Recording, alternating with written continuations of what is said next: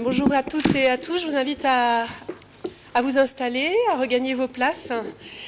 Mesdames, Messieurs les élus, Mesdames, Messieurs, Bourgogne Bâtiment Durable est ravie de vous accueillir aujourd'hui pour sa sixième journée sur la construction durable. Remerciements au Conseil régional qui nous accueille aujourd'hui dans ses locaux. Donc pour ces traditionnelles journées. Merci également à l'ensemble de nos partenaires et puis merci d'avance à nos intervenants pour leur présence et pour leur aide dans la préparation de cette journée. Alors pour petit rappel, je ne sais pas si tout le monde nous connaît, Bourgogne Bâtiment Durable est un des 20 centres de ressources régionaux sur la qualité environnementale des bâtiments. Nous sommes une association loi de 1901 qui rassemble de nombreux partenaires, notamment des partenaires publics et des organisations professionnelles en Bourgogne, donc représentantes du monde de la construction. Nous sommes financés par le Conseil régional, l'ADEME, l'État et l'Europe. Un centre de ressources bourguignon donc particulièrement actif, avec des actions qui sont structurées autour de 3 axes de travail. Le premier axe de travail, c'est la capitalisation, c'est notre métier. En fait, on rassemble des ressources qu'on vous propose ensuite sur notre site internet. Donc, vous pouvez accéder à beaucoup de ressources en vous connectant sur le site de Bourgogne Bâtiment Durable. D'ailleurs, des ressources que vous trouverez présentées tout au long de cette journée sont également disponibles donc, sur notre site. La transmission de l'information et des connaissances, donc par exemple cette journée technique que nous vous proposons aujourd'hui, on en organise 2 par an. Et puis enfin l'accompagnement des projets et des partenaires régionaux. Donc voilà nos axes de travail. En plus de ces journées de la construction durable et de ces 3 axes de travail, Bourgogne Bâtiment Durable vous propose également une offre de formation que vous trouverez donc notamment dans la pochette participants, et puis des ateliers, différents événements autour de la construction durable, de l'innovation dans le domaine de la construction.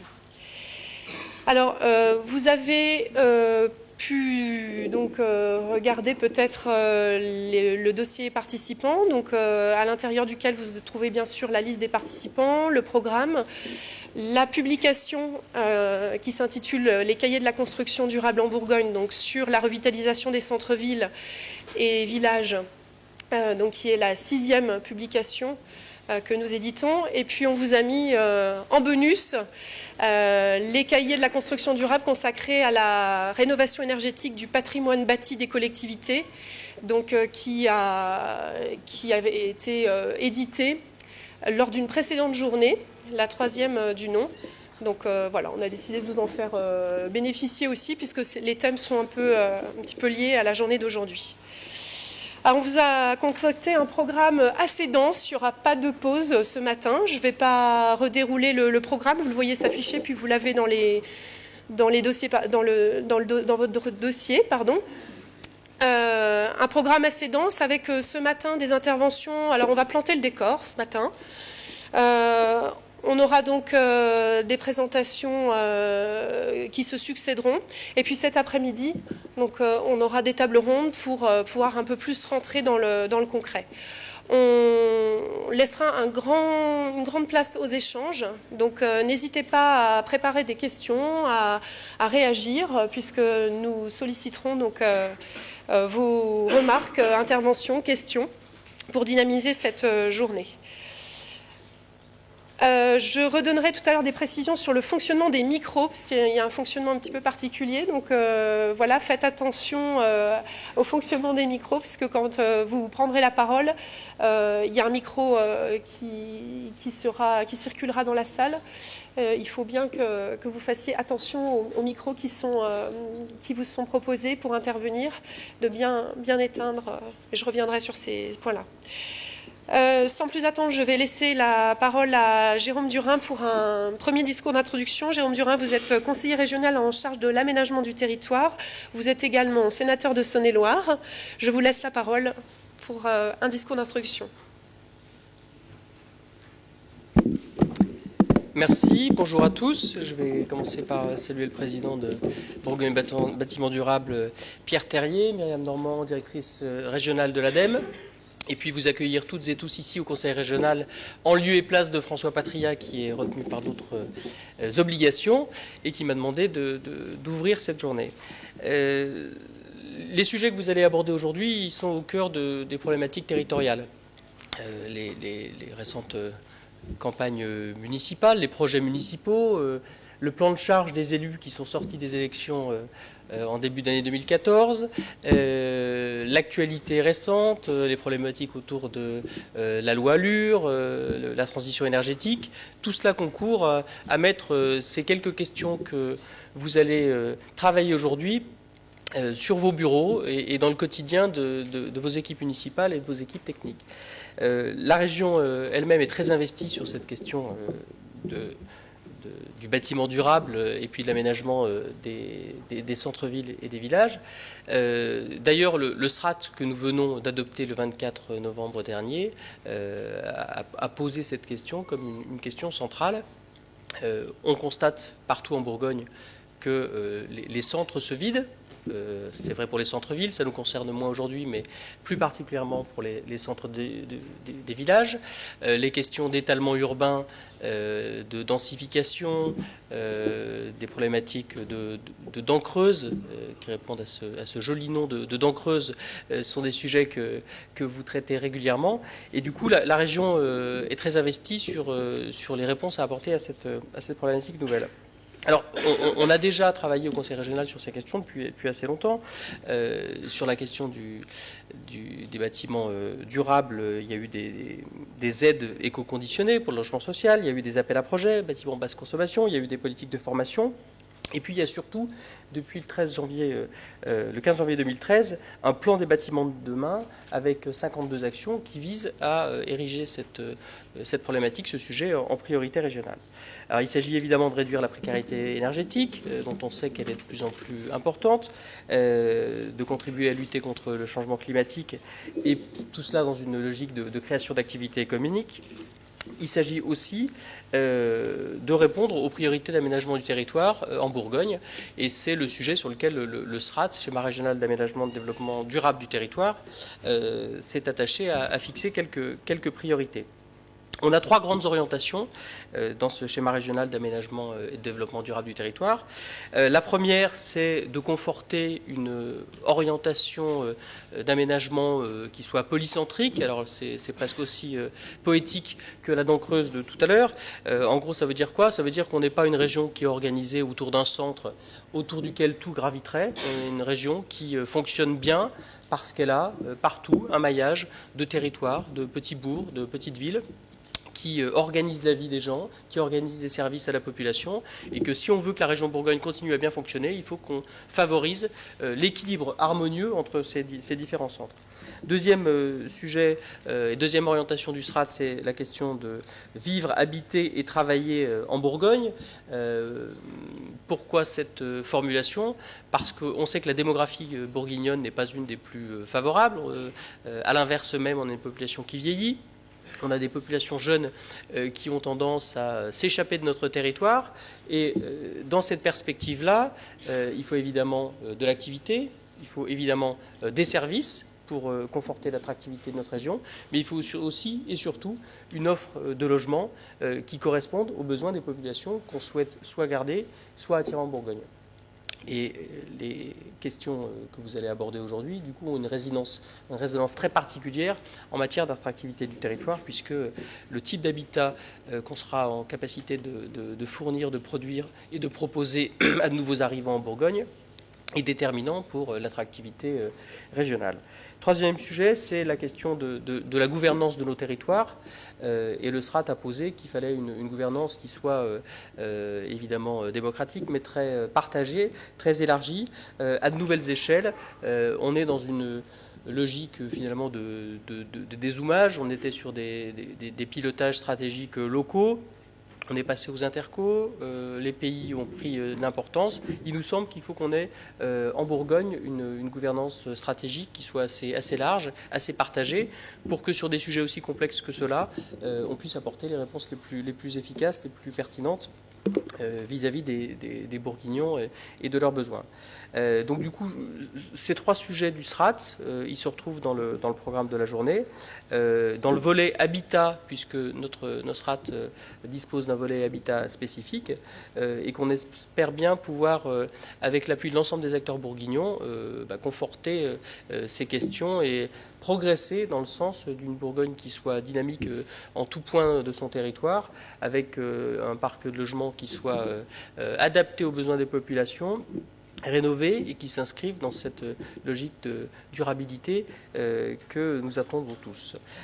Donc je vous souhaite pour ma part d'excellents travaux. Je ne doute pas que les contenus seront riches et que vous allez produire des choses qui nous serviront.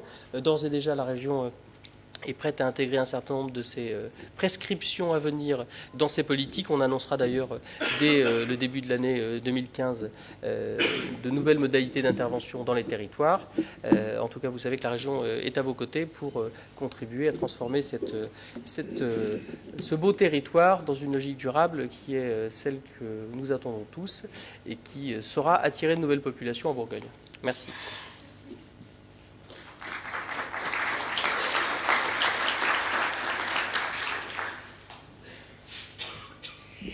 Merci Jérôme Durin pour cette première introduction. Je vais maintenant laisser la parole à Myriam Normand. Myriam Normand, vous êtes directrice de l'ADEME Bourgogne et vous allez donc nous proposer un second discours d'introduction. Et puis ensuite, on enchaînera sur les interventions que nous vous proposons pour cette matinée. Merci.